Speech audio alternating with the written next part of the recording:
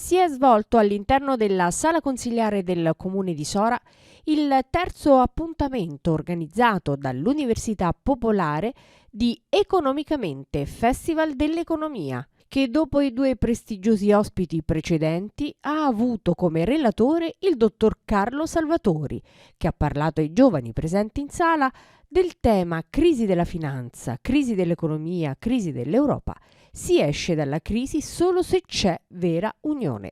Questo è il terzo appuntamento dopo Fazio, giugno, e Tria ad ottobre. Oggi con il dottor Carlo Salvatori tocchiamo, una tematica che è sempre preoccupata dello Stato, dell'economia e della finanza, ma che allarga lo sguardo all'Europa. Difatti nel titolo è detto chiaramente: crisi finanziaria, crisi economica, crisi dell'Europa. E poi la conclusione interessante del titolo: per uscire dalla crisi serve più unione, con la maiuscola, per dire appunto Unione Europea.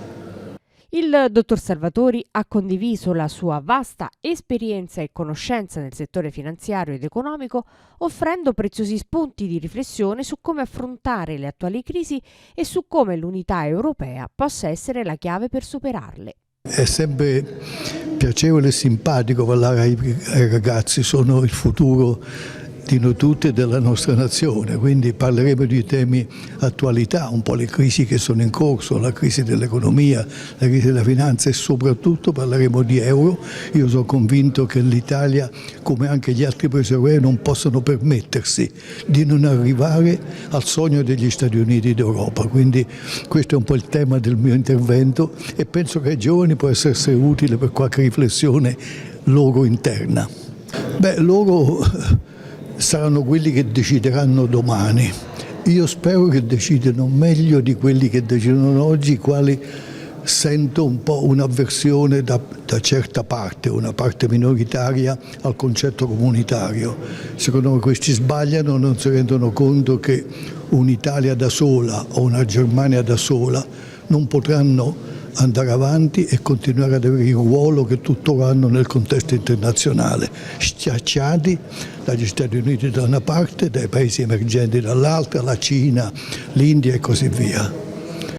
L'evento, che si propone come un autentico punto d'incontro tra le nuove generazioni e l'esperto del settore, offrendo ai partecipanti l'opportunità unica di porre domande dirette e di confrontarsi con un protagonista del panorama finanziario italiano, è stato organizzato in collaborazione con Per la Gioventù di Sora APS, con il progetto Vitamina G della Regione Lazio e con il patrocinio del Comune di Sora e della provincia di Frosinone.